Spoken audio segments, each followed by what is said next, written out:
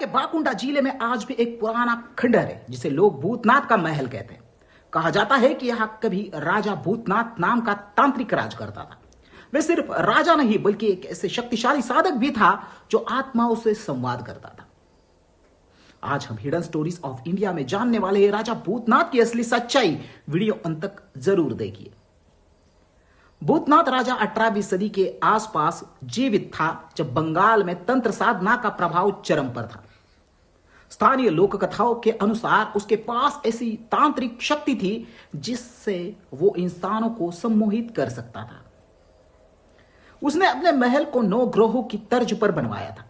हर कक्ष किसी ग्रह और देवता को समर्पित था। कहा जाता है कि मध्य कक्ष में एक गुप्त कुआं था जहां से मंत्रोच्चार की गूंज रात में निकलती थी।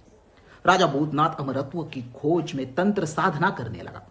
वे काली साधना में इतनी गहराई तक उतर गया कि अब उसे किसी मानव की परवाह नहीं रही।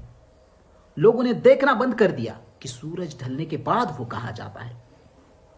एक रात उसने एक दुर्लभ तंत्र का प्रयोग किया जिसमें उसे बलि देनी थी, लेकिन गलती से बलि किसी अन्य व्यक्ति की नहीं बल्कि उसकी प्रिय रानी की हो गई। रानी ने मरते समय कहा, भूतनाथ तेरा ज्ञान तुझे नहीं बचाएगा, तू इस महल में कैद रहेगा सदियों तक। कहते हैं उसी दिन से राजा का पतन शुरू हुआ। राजा ने खुद को उस गुप्त कक्ष में बंद कर लिया और कहा, मैं नहीं मरूंगा जब तक रानी मुझे क्षमा नहीं करेगी। कुछ दिनों के बाद महल में दूहे की गंध आई और तब से कोई राजा को नहीं देख पाया। बाकुंडा जिले में कई ग्रामीण कहते हैं कि अमावस्या की रातों में आज भी महल से ओम काली कालिका के मंत्र सुनाई देते हैं। 1984 में एक सर्वे हुआ। वहां गुप्त सुरंगें मिट्टी के नीचे राख मिली, लेकिन कोई मानव अवशेष नहीं। महल की दीवारों पर संस्कृत और बंगाली मिश्रित शिलालेख है जिनमें लिखा है, शक्ति की साधना में जो रुक जाए वही मरेगा।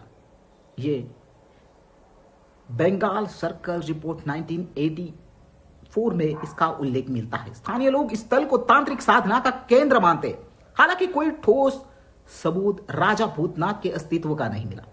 जिन विशेषज्ञों ने खुदाई की उन्होंने पाया कि कक्षों में लोहे के छल्ले, ताम्रपत्र और राख मिली। कुछ प्रतीक ऐसे थे जो तंत्र मंत्र से जुड़े माने जाते हैं। महल के चारों कोने पर त्रिशूल गड़े हैं। स्थानीय पुजारी मानते हैं कि यह त्रिशूल आज भी राजा की आत्मा को बांधे रखते हैं। गांव वालों के अनुसार जिसने भी रात में महल में प्रवेश किया वो तो बीमार हुआ या पागल। कई बार मीडिया टीमों ने शूटिंग की, लेकिन कैमरे वहां पे बंद हो गए। ये Bengal study of folk tantras Kolkata university 2002 में एक शोध दल ने रिपोर्ट किया है।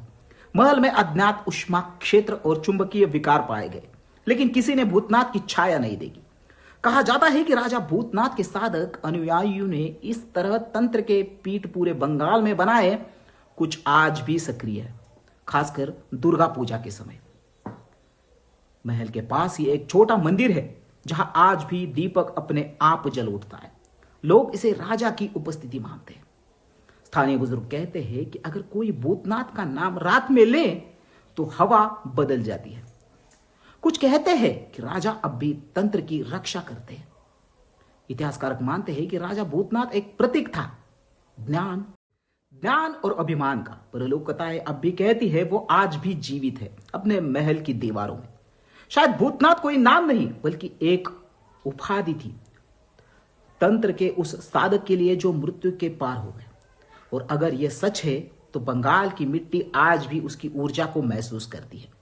तो अगली बार जब आप बंगाल जाए तो किसी पुराने महल से ठंडी हवा गुजरे तो हो सकता है वो हवा नहीं राजा भूतनाथ का श्राप हो, क्योंकि कुछ आत्माएं कभी मुक्त नहीं होती। तो दोस्तों ये था हिडन स्टोरीज ऑफ इंडिया का आज का वीडियो कैसा लगा ये कमेंट करके जरूर बताएं। वीडियो पसंद आया हो तो वीडियो को लाइक करें, कमेंट करें और नए हो तो चैनल को जरूर सब्सक्राइब करें। तो दोस्तों मिलते हैं ऐसे ही इतिहास से जुड़े अगले रहस्य और किस्से के साथ। तब तक के लिए जय हिंद, जय भारत।